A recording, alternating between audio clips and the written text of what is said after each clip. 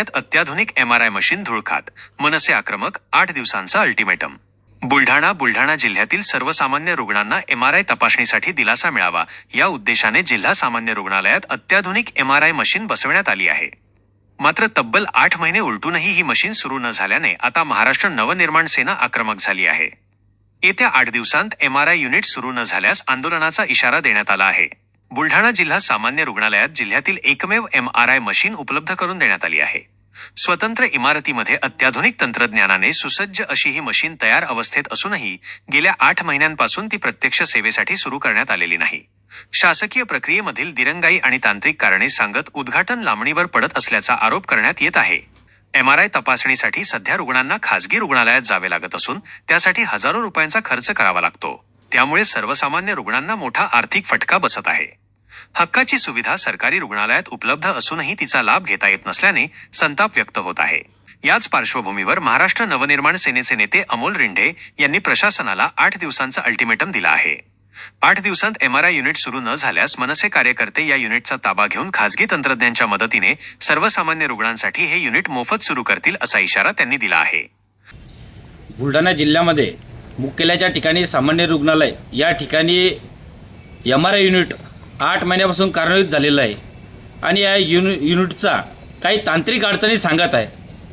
गोरगरिबाला त्या ठिकाणी बाहेर जाऊन 8 ते 10 हजार रुपये खर्च येत आहे आणि लाखो रुपये खर्च करून, करोड रुपये खर्च करून शासनाने फक्त ती का शोभेची वस्तू ठेवलेली आहे का? आमचा सरकारला इशारा आहे, 8 दिवसात जर हे MRI युनिट जर सुरू नाही केलं तर मनसे त्या ठिकाणी ताबा घेऊन आम्ही खाजगी टेक्निशियन आणून त्या लोकांना, गोरगरिबांना मोफत सुविधा देण्याचं काम करू, हा इशारा समजा किंवा अल्टिमेट समजा। दरम्यान बुलढाणा हा केंद्रीय आरोग्य मंत्री प्रतापराव जाधव यांचा मतदारसंघ असतानाही 8 महिने उलटून MRI सेंटर सुरू न झाल्याबद्दल आश्चर्य व्यक्त केले जात आहे। आता प्रशासकीय यंत्रणा यावर काय पाऊल उचलते याकडे सर्वांचे लक्ष लागले आहे। त्याच्यामध्ये खरं म्हणजे डॉक्टर लोकांची जर MRI सारखं जर इन्स्ट्रुमेंट चालवायचे असतील तर तिथं तेवढा टेक्निकली फिट आणि तशा प्रकारचे प्रशिक्षित डॉक्टरांची गरज असते।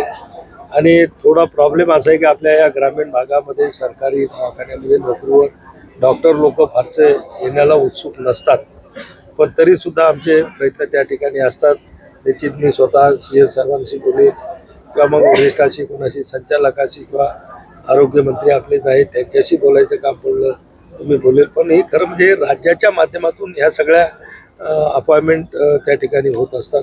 काय अडचण असेल तर निश्चित आम्ही ती आरोग्य संचालकाकडून त्यांना अजून परवानगी मिळत नाही असं त्यांचं म्हणणं। आरोग्य संचालक मला जर त्यांनी असं सांगितलं तर मी आपण त्यांना ताबडतोब त्यांना ती परवानगी देण्याच्या बाबतीच्या सूचना आरोग्य संचालकांना साहेब तर केल्या आहेत, परंतु काहीतरी तांत्रिक अडचणी सांगतायत ते आणि 8 महिन्यापासून ते युनिट कार्यान्वित झालं ते तसंच आहे, पण अजूनही फक्त ते शुभारंभासाठी थांबलेलं आहे।